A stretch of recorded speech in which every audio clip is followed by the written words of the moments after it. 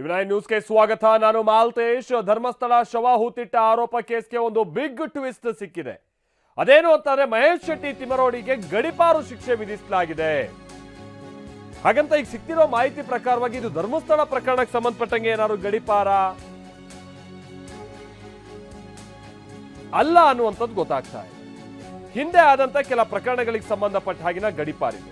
But ಈ ಟೈಮ್ನಲ್ಲಿ ತೆಗೆದುಕೊಂಡಿರುವಂತ ನಿರ್ಧಾರ ಇದೆಯಲ್ಲ, ಅದು ಬಹುಶಃ ಮುಂದಿನ ಹಂತದಲ್ಲಿ ಬಹಳ ಚರ್ಚೆಗೆ ಕಾರಣ ಆಗುವುದು. ರಾಯಚೂರು ಜಿಲ್ಲೆ ಮಾನ್ವಿ ತಾಲೂಕಿಗೆ ಅವರನ್ನ ಗಡಿಪಾರು ಮಾಡುವಂತ ನಿಟ್ಟಿನಲ್ಲಿ ನಿರ್ಧರಿಸಲಾಗಿದೆ. 1 ವರ್ಷ ಅವಧಿಗೆ ದಕ್ಷಿಣ ಕನ್ನಡ ಜಿಲ್ಲೆಯಿಂದ ಗಡಿಪಾರು ಮಾಡಲಾಗಿದೆ.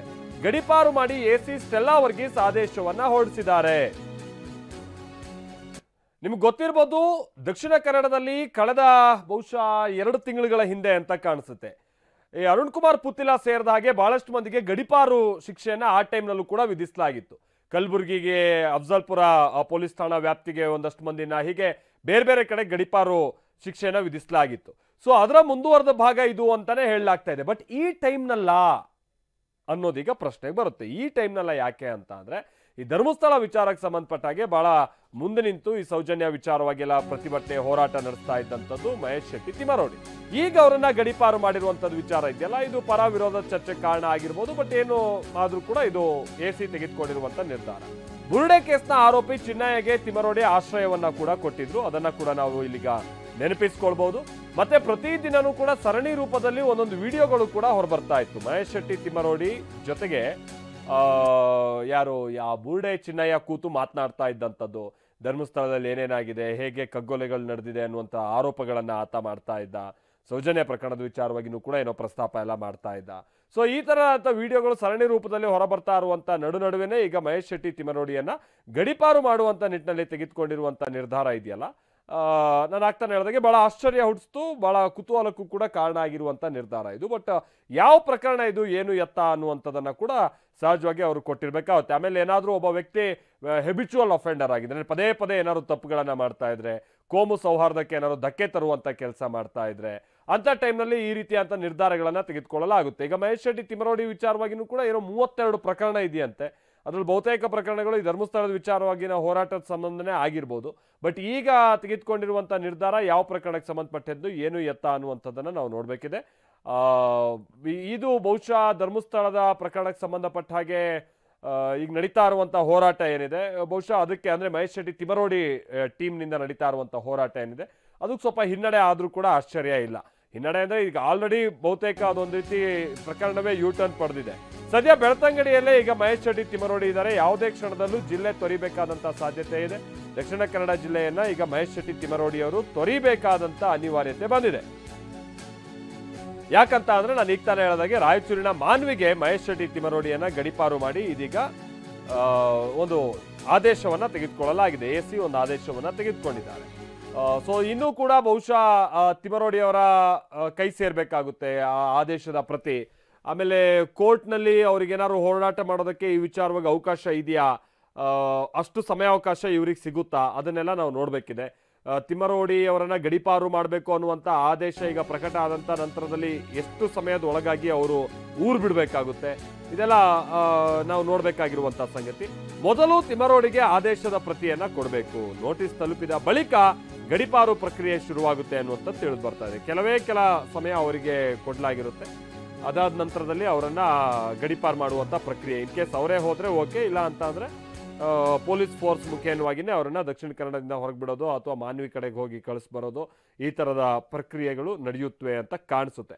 ಸದ್ಯ ಈಗ ತಿಮರೋಡಿ ಅಂತೂ ಬೆಳ್ತಂಗಡಿಯಲ್ಲೇ ಇದ್ದಾರೆ ಅನ್ನುವಂಥದ್ದು ಗೊತ್ತಾಗ್ತಾ ಇದೆ. ಸಹಜವಾಗಿ ಅವರು ಕೂಡ ಬೇರೆ ಬೇರೆ ವಿಚಾರವಾಗಿ ಹೋರಾಟ ಮಾಡ್ಕೊಂಡ್ ಬಂದಿರುವಂಥವ್ರು. ಹಾಗಾಗಿ ಸುಲಭವಾಗಿ ಈ ಆದೇಶ ಬಂದಿದೆ ಅಂತ ಹೇಳೋಕ್ಕೂ ಅವರು ಊರು ತೊರೆಯುವಂಥವ್ರು ಅಲ್ಲ. ಸೊ ಅವರು ಕೂಡ ಇದನ್ನ ಪ್ರಶ್ನಿಸಬಹುದು, ಕೋರ್ಟ್ ಮೆಟ್ಲು ಏರೋಕ್ಕೆ ಅವಕಾಶ ಇರಬಹುದು. ಅದಾದ ನಂತರದಲ್ಲಿ ಈ ಕ್ಷಣಕ್ಕೆ ಏನು ಅವಕಾಶ ಇದೆ, ಎಷ್ಟು ಸಮಯ ಅವ್ರಿಗೆ ಅಲ್ಲಿ ಸ್ಟೇ ಮಾಡೋಕೆ ಅವಕಾಶ ಇದೆ, ಅದನ್ನ ನಾವೀಗ ನೋಡ್ಬೇಕಿದೆ. ಪೃಥ್ವಿ ನಮ್ಮ ಪ್ರತಿನಿಧಿ ಇದಕ್ಕೆ ಸಂಬಂಧಪಟ್ಟ ಮತ್ತಷ್ಟು ಡೀಟೇಲ್ಸ್ ಅನ್ನ ಕೊಡ್ತಾರೆ. ನಮ್ಮ ಜೊತೆಗೆ ನೇರ ಸಂಪರ್ಕದಲ್ಲಿ ಜಾಯ್ನ್ ಆಗ್ತಾ ಇದ್ದಾರೆ. ಪೃಥ್ವಿ, ಈ ಪ್ರಕರಣ ಯಾವ ಪ್ರಕರಣ ಅನ್ನುವಂಥದ್ದು ಕುತೂಹಲ ಮೂಡಿಸುತ್ತೆ.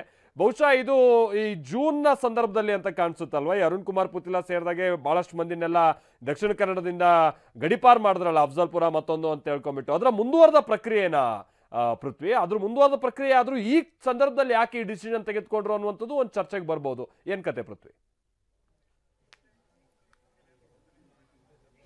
ಖಂಡಿತ ಮಾಲ್ತೇಶ್, ಇಲ್ಲಿ ಪ್ರಮುಖವಾಗಿ ಯಾವಾಗ ದಕ್ಷಿಣ ಕನ್ನಡ ಜಿಲ್ಲೆಯಲ್ಲಿ ಒಂದು ಕೋಮು ಸೌಹಾರ್ದತೆಗೆ ಧಕ್ಕೆ ಬಂತು, ಸಾಲು ಸಾಲು ಕೋಮು ಸೌಹಾರ್ದ ಅಂದ್ರೆ ಕೋಮು ಕೊಲೆಗಳು ನಡೀತಾ ಹೋಯಿತು. ಆ ಸಂದರ್ಭದಲ್ಲಿ ಪೊಲೀಸ್ ಇಲಾಖೆಗೆ ಸರ್ಜರಿಯನ್ನ ಮಾಡುತ್ತೆ ಸರ್ಕಾರ. ಆಗ ಬಂದಂತಹ ಅಧಿಕಾರಿಗಳು ಏನು ಡಾಕ್ಟರ್ ಅರುಣ್ ಏನಿದ್ದಾರೆ ಅವರು ಜಿಲ್ಲಾ ಪೊಲೀಸ್ ವರಿಷ್ಠಾಧಿಕಾರಿಯಾಗಿ ಬರ್ತಾರೆ. ಬಂದಂತಹ ಸಂದರ್ಭದಲ್ಲಿ ಇಂಥದ್ದೊಂದು ಲೀಸ್ಟ್ ಅನ್ನ ಅಂದ್ರೆ ಇಂಥದ್ದೊಂದು ಪಟ್ಟಿಯನ್ನ ತಯಾರು ಮಾಡ್ತಾರೆ. ಅಂದ್ರೆ 36 ಜನರ ಪಟ್ಟಿಯನ್ನ ತಯಾರು ಮಾಡ್ತಾರೆ. ಆ 36 ಜನರ ಪಟ್ಟಿಯಲ್ಲಿ ಹಿಂದೂ ಮುಸ್ಲಿಂ ಎಲ್ಲ ಮುಖಂಡರುಗಳು ಕೂಡ ಇರ್ತಾರೆ. ಅದರಲ್ಲಿ ಪುತ್ತೂರಿನ ಡಿಫಿಟೆಡ್ ಕ್ಯಾಂಡಿಡೇಟ್ ಏನು ಅರುಣ್ ಕುಮಾರ್ ಪುತ್ತಿಲ ಇದ್ದಾರೆ, ಸೊ ಅವರ ಹೆಸರು ಕೂಡ ಇರುತ್ತೆ. ಮಹೇಶ್ ಶೆಟ್ಟಿ ತಿಮ್ಮರೋಡಿ ಹೆಸರು ಕೂಡ ಇರುತ್ತೆ. ಅಂದ್ರೆ ಆ ಒಂದು 36 ಜನರ ಪಟ್ಟಿಯಲ್ಲಿ 16ನೇ ಹೆಸರು ಈ ಮಹೇಶ್ ಶೆಟ್ಟಿ ತಿಮ್ಮರೋಡಿ ಅವರದ್ದು ಇರುತ್ತೆ. ಮತ್ತೆ ಬೆಳ್ತಂಗಡಿ ಪೊಲೀಸ್ ಠಾಣೆಯಿಂದ ಅದು ರೆಫರೆನ್ಸ್ ಹೋಗಿರುವಂತದ್ದು. ಅಂದ್ರೆ ಇಲ್ಲಿ ಆ ಒಂದು ಗಡೀಪಾರು ಮಾಡುವಂತಹ ಪ್ರಕ್ರಿಯೆ, ಕಾನೂನು ಪ್ರಕ್ರಿಯೆಯನ್ನು ಆರಂಭಿಸಿರ್ತಾರೆ ಪೊಲೀಸರು. ಅಂದ್ರೆ ಆರಂಭಿಕ ಹಂತದಲ್ಲಿ ಅವರ ವಿರುದ್ಧವಾಗಿ ಎಷ್ಟು ಕೇಸ್ ಇದೆ ಅಂತೇಳಿ, ಈಗ ಮಹೇಶ್ ಶೆಟ್ಟಿ ತಿಮ್ಮರೋಡಿ ಅವರನ್ನು ತಗೊಂಡ್ರೆ ಅವರ ವಿರುದ್ಧವಾಗಿ 30ರಿಂದ 32 ಪೊಲೀಸ್ ಕೇಸ್ಗಳಿದ್ವು. ಸೊ ಆ ಒಂದು ಕೇಸ್ನ ಡೀಟೇಲ್ ಎಲ್ಲ ತೆಗೆದುಕೊಂಡು ಅಂಥದ್ದೊಂದು ಏನು ಅವರು ರೌಡಿ ಶೀಟರ್ ಕೂಡ ಆಗಿರ್ತಾರೆ. ಸೊ ಅವನ್ನೆಲ್ಲ ರೌಡಿ ಶೀಟ್ಗಳು, ಅವ್ರ ಮೇಲೆ ಇರುವಂತಹ ಪ್ರಕರಣಗಳು ಎಲ್ಲವನ್ನೂ ಕೂಡ ಬೈಂಡಿಂಗ್ ಮಾಡಿ ಅದನ್ನ ಪುತ್ತೂರು ಎಸಿ ಅಂದ್ರೆ ಈ ಒಂದು ಬೆಳ್ತಂಗಡಿ ಪುತ್ತೂರು ಉಪವಿಭಾಗದ ವ್ಯಾಪ್ತಿಗೆ ಬರೋದ್ರಿಂದ ಪುತ್ತೂರು ಎಸಿ ಅವರಿಗೆ ಆ ಒಂದು ಫೈಲ್ ಅನ್ನು ಕಳಿಸಿರ್ತಾರೆ. ಅಂದ್ರೆ 36 ಜನರ ಪಟ್ಟಿಯನ್ನು ಕೂಡ ಅವರಿಗೆ ಕಳಿಸಿರ್ತಾರೆ. ಇಲ್ಲಿ ಈ 36 ಜನರು ಕೂಡ ಗಡೀಪಾರ್ ಆಗ್ಲಿಕ್ಕೆ ಅರ್ಹತೆ ಇರುವಂತವರು, ಅವ್ರನ್ನ ಗಡೀಪಾರು ಮಾಡಲಿಕ್ಕೆ ಅರ್ಹರಿದ್ದಾರೆ. ಸೊ ಅದರಿಂದ ಕೋಮು ಅಂದ್ರೆ ಕೆಲವೊಂದು ವಿಚಾರಗಳನ್ನ ಇಟ್ಕೊಂಡು, ಅಂದ್ರೆ ಏನು ಸಮಾಜದ ಹಿತದೃಷ್ಟಿಯನ್ನು ಇಟ್ಕೊಂಡು ಅವ್ರನ್ನ ಗಡೀಪಾರು ಮಾಡಬೇಕು ಅಂತ ಹೇಳಿ ಪೊಲೀಸ್ ಇಲಾಖೆ ಒಂದು ರಿಕ್ವೆಸ್ಟ್ ಅನ್ನ ಉಪವಿಭಾಗ ಅಂದ್ರೆ ಪುತ್ತೂರು ಪೃಥ್ವಿ ಜಸ್ಟ್ ಹೋಲ್ಡ್ ತಿಮ್ಮರೋಡಿ ಗಡೀಪಾರು ಪ್ರಕ್ರಿಯೆಗೆ ಪೊಲೀಸರು ಕೂಡ ಸಿದ್ಧತೆಯನ್ನ ಮಾಡ್ಕೊಳ್ತಾ ಇದ್ದು, ತಿಮ್ಮರೋಡಿಗೆ ಎಷ್ಟು ಜಮೀನಿದೆ ಅನ್ನುವಂತ ಮಾಹಿತಿ ಸಂಗ್ರಹಿಸ್ತಾ ಇದ್ದಾರೆ. ಅಂದ್ರೆ ಅವರ ಪೂರ್ವಪರ ಪ್ರಾಪರ್ಟಿ ಎಷ್ಟಿದೆ, ಮತ್ತೊಂದು ಇದೆಲ್ಲವನ್ನು ಕೂಡ ಮಾಹಿತಿ ಕಲೆ ಹಾಕಬೇಕಾದಂಥದ್ದು ಅನಿವಾರ್ಯತೆ ಇದೆ ಅಂತ ಕಾಣಿಸುತ್ತೆ. ತಿಮ್ಮರೋಡಿ ಗಡೀಪಾರಿಗೆ ಈಗ ಪೊಲೀಸರು ಸಿದ್ಧತೆಯನ್ನ ಮಾಡ್ಕೊಳ್ತಾ ಇದ್ದಾರೆ ಅನ್ನುವಂಥದ್ದು ಗೊತ್ತಾಗ್ತಾ ಇದೆ. ಬಹುಶಃ ಸಂಜೆನೇ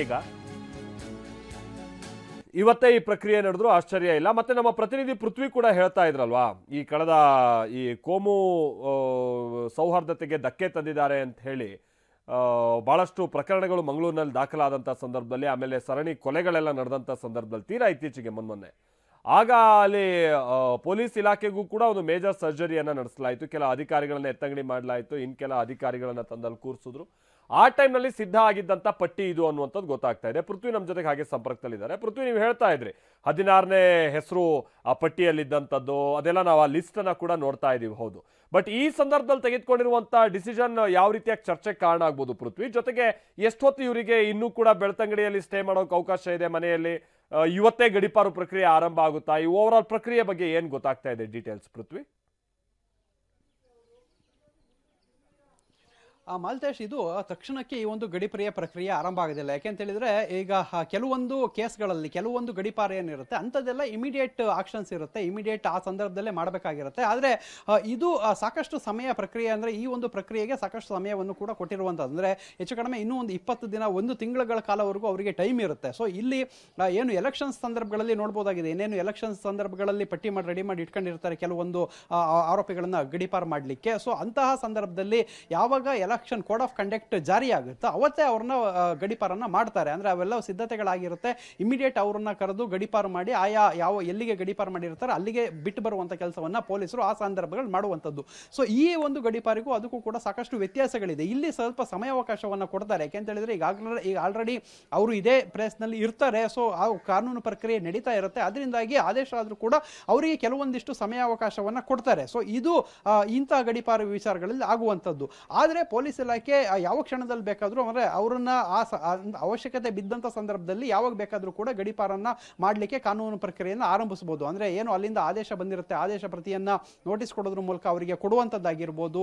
ಸೊ ಅಲ್ಲಿಂದ ಅವರನ್ನ ಕರೆಸಿ ಪೊಲೀಸ್ ಠಾಣೆಯಲ್ಲಿ ಕೆಲವೊಂದು ಡಾಕ್ಯುಮೆಂಟೇಶನ್ ಗಳನ್ನ ಮಾಡ್ಕೊಂಡು ಇವರಿಗೆ ಯಾವಾಗ ಬೇಕಾಗುತ್ತೆ ಅವಾಗ ಗಡೀಪಾರನ್ನ ಮಾಡಬಹುದಾಗಿರುತ್ತೆ. ಆದ್ರೆ ಇಂತಹ ಪ್ರಕರಣಗಳಲ್ಲಿ ಸಾಮಾನ್ಯವಾಗಿ 20ರಿಂದ 30 ದಿನಗಳ ಕಾಲದವರೆಗೂ ಕೂಡ ಟೈಮ್ ಅನ್ನ ಕೊಡುವಂತಹ ಸಾಧ್ಯತೆಗಳು ಕೂಡ ಈ ಹಿಂದೆ ಸಾಕಷ್ಟು ಉದಾಹರಣೆಗಳು ಕೂಡ ಇರುವಂತದ್ದು. ಅಂದ್ರೆ ಪ್ರಮೋದ್ ಮುತಾಲಿಕ್ ಅವರಿಗೂ ಗಡೀಪಾರು ಆದೇಶ ಕೆಲವೊಂದು ಆದಂತಹ ಸಂದರ್ಭಗಳಲ್ಲೂ ಕೂಡ ಅದನ್ನು ಕೂಡ ನಾವು ಅಬ್ಸರ್ವ್ ಮಾಡಬಹುದು. ಆ ರೀತಿ ಆಗಿರುತ್ತೆ. ಸೊ ಇಲ್ಲಿ ಪೊಲೀಸ್ ಇಲಾಖೆ ಸಾಕಷ್ಟು ವರ್ಕೌಟ್ ಅನ್ನ ಮಾಡಿದ್ದಂಥದ್ದು. ಅಂದ್ರೆ ಕಳೆದ ತಿಂಗಳಿಂದಲೇ ಈ ಗಡಿಪಾರಿಗೆ ಏನೇನು ಮಾಡಬೇಕು ಅದನ್ನೆಲ್ಲವನ್ನು ಕೂಡ ಏನು ಆಗಸ್ಟ್ ಸೆಪ್ಟೆಂಬರ್ ಮತ್ತೆ ಈ ಸಂದರ್ಭಗಳಲ್ಲೇ ಮಾಡ್ತಾ ಇದ್ದಂಥದ್ದು. ಆಗಸ್ಟ್ ತಿಂಗಳಲ್ಲೂ ಕೂಡ ಜುಲೈ ಆಗಸ್ಟ್ ತಿಂಗಳಲ್ಲೂ ಕೂಡ ಮಾಡ್ತಾ ಇದ್ದಿದ್ದಂಥದ್ದು. ಅಂದ್ರೆ ಇಲ್ಲಿ ನೋಡ್ಬೋದು ಆ ಒಂದು ಪ್ರತಿ ಏನು ನಮಗೆ ಸಿಕ್ಕಿದೆ. ಸೊ ಈ ಪೊಲೀಸ್ ಇಲಾಖೆ ಕಂದಾಯ ಇಲಾಖೆಗೆ ಒಂದು ಲೆಟರ್ ಅನ್ನ ಕೊಟ್ಟಿರುತ್ತೆ. ಅಂದ್ರೆ ಮಹೇಶ್ ಶೆಟ್ಟಿ ತಿಮ್ಮರೋಡಿ ಅವರಿಗೆ ಎಲ್ಲೆಲ್ಲಿ ಎಷ್ಟೆಷ್ಟು ಜಮೀನು ಇದೆ ಅನ್ನೋ ಒಂದು ಮಾಹಿತಿ, ಅಂದ್ರೆ ಚರಾಸ್ತಿ ಸ್ಥಿರಾಸ್ತಿಗಳು ಎಷ್ಟೆಷ್ಟು ಇದೆ ಅನ್ನೋದ್ರನ್ನು ಕೂಡ ಅದು ಪಡ್ಕೊಂಡಿರ್ತಾರೆ. ಈ ಒಂದು ಗಡಿಪಾರು ಮಾಡುವಂತ ಸಂದರ್ಭದಲ್ಲಿ ಅದು ತುಂಬ ಮ್ಯಾಂಡೇಟ್ ಆಗಿರುತ್ತೆ. ಅದನ್ನು ಕೂಡ ಆ ನಿಯಮಾವಳಿಗಳಲ್ಲಿ ಬರುತ್ತೆ. ಅಂದ್ರೆ ಸಾಕಷ್ಟು ದಾಖಲೆಗಳನ್ನ ಅವರ ಸಂಬಂಧಪಟ್ಟಂತೆ ಅವ್ರಿಗೆ ಸಂಬಂಧಪಟ್ಟ ದಾಖಲೆಗಳನ್ನ ಕಲೆಕ್ಟ್ ಮಾಡಬೇಕು ಪೊಲೀಸ್ ಇಲಾಖೆ. ಆ ಸಂಬಂಧಪಟ್ಟಂತೆ ಕಂದಾಯ ಇಲಾಖೆಯಿಂದ ಮಾಡುವಂಥದ್ದು. ಅಂದ್ರೆ ಏನು ಕಂದಾಯ ಇಲಾಖೆಗೆ ಪೊಲೀಸ್ ಇಲಾಖೆಯವರು ಹೇಳಿರೋ ಪ್ರಕಾರ ಇಲ್ಲಿ ಸಾಕಷ್ಟು, ಅಂದ್ರೆ ಇಲ್ಲಿ ನೋಡಬಹುದು ಉಜಿರೆ ಗ್ರಾಮದ ಖಾತೆ ನಂಬರ್ ಮತ್ತೆ ಸರ್ವೆ ನಂಬರ್ ಎಲ್ಲವನ್ನು ಹಾಕಿರ್ತಾರೆ. ಅಲ್ಲಿ 7 ಎಕರೆ 41 ಗುಂಟೆ ಇರ್ಬೋದು, ಮತ್ತೆ ಬೇರೆ 14 ಎಕರೆ ಇನ್ನೊಂದು ಕಡೆ ಇರ್ಬೋದು, ಮತ್ತೆ ಕೊಯ್ಯೂರು ಅದು ಸೇರಿದಂತೆ ಏನು ಕನ್ಯಾಡಿ ಇಲ್ಲೆಲ್ಲ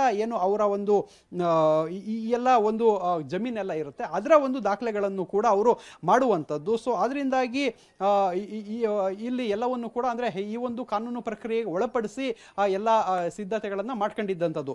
ಈಗಷ್ಟೇ ಪೊಲೀಸ್ ಪ್ರಕಟಣೆ ಕೂಡ ಹೊರಡಿಸಿರುವಂಥದ್ದು. ಜಿಲ್ಲಾ ಪೊಲೀಸರು ಈಗಷ್ಟೇ ಒಂದು ಪೊಲೀಸ್ ಪ್ರಕಟಣೆಯನ್ನು ಕೂಡ ಮಾಡಿರುವಂಥದ್ದು. ಅಲ್ಲಿ ಮಹೇಶ್ ಶೆಟ್ಟಿ ತಿಮ್ಮರೋಡಿ ಅವರಿಗೆ ಜಿಲ್ಲೆಯಿಂದ 1 ವರ್ಷ ರಾಯಚೂರು ಜಿಲ್ಲೆಗೆ ಗಡೀಪಾರು ಮಾಡಿ ಪುತ್ತೂರು ಸಹಾಯಕ ಆಯುಕ್ತರಾದಂಥ ಎಸಿ ಆದೇಶವನ್ನು ಹೊರಡಿಸಿರುತ್ತಾರೆ. ಅವರಿಗೆ ಅದನ್ನು ಜಾರಿ ಮಾಡಲಾಗುತ್ತದೆ. ಮತ್ತೆ ಪೊಲೀಸರು ಅಥವಾ ನ್ಯಾಯಾಲಯದ ನೋಟಿಸ್ ಜಾರಿ ಮಾಡಿದಾಗ ಜಿಲ್ಲೆಯನ್ನು ಪ್ರವೇಶಿಸಲು ಅವಕಾಶ ನೀಡಲಾಗಿದೆ. ಪೊಲೀಸರ ಪರವಾಗಿ ಡಿಎಸ್ಪಿ ಬಂಟ್ವಾಳ ಮತ್ತು ತಿಮ್ಮರೋಡಿ ಪರವಾಗಿ ವಕೀಲರು ಪ್ರಕರಣವನ್ನು ಮಂಡಿಸಿದ್ರು. ಮತ್ತೆ ಸರ್ಕಾರ ಹಾಗೂ ಹೈಕೋರ್ಟ್ನಲ್ಲಿ ಮೇಲ್ಮನವಿ ಸಲ್ಲಿಸಿರುವಂಥ ಅವಕಾಶ ಇರುತ್ತೆ ಅಂತ ಹೇಳಿ ಈಗ ಒಂದು ಪ್ರೆಸ್ ರಿಲೀಸ್ ಅನ್ನು ಕೂಡ ಈಗ ಜಿಲ್ಲಾ ಪೊಲೀಸ್ ವರಿಷ್ಠಾಧಿಕಾರಿಗಳು ಮಾಡಿರುವಂತದ್ದು. ಅಂದ್ರೆ ಇಲ್ಲಿ ಅವರು ಆ ಪ್ರೆಸ್ ನೋಟ್ ನಲ್ಲಿ ಏನು ಕ್ಲಿಯರ್ ಆಗಿ ಹೇಳಿದ್ದಾರೆ ಅಂತ ಹೇಳಿದ್ರೆ ಈ ಒಂದು ಪ್ರೆಸ್ ನೋಟ್ ನಲ್ಲಿ ಅವರಿಗೆ ಮೇಲ್ಮನವಿ ಸಲ್ಲಿಸುವಂತ ಅವಕಾಶಗಳು ಇರುತ್ತೆ ಅಂತ ಹೇಳಿ ಈಗ ಪೊಲೀಸರು ಕೂಡ ಹೇಳಿರುವಂತದ್ದು. ಅಂದ್ರೆ ಏನು 1 ವರ್ಷ ಅವ್ರನ್ನ ರಾಯಚೂರು ಜಿಲ್ಲೆಗೆ ಗಡೀಪಾರು ಮಾಡಿದ್ದೀವಿ. ಸೊ ಆ ಸರ್ಕಾರ ಅಥವಾ ಹೈಕೋರ್ಟ್ ನಲ್ಲಿ ಇದನ್ನ ಮೇಲ್ಮನವಿಗೆ ಸಲ್ಲಿಸುವಂತ ಅವಕಾಶ ಇದೆ ಅಂತಲೂ ಕೂಡ ಅವರು ಹೇಳಿರುವಂತದ್ದು. Malthesh. Okay, thank you Prithvi, thank you.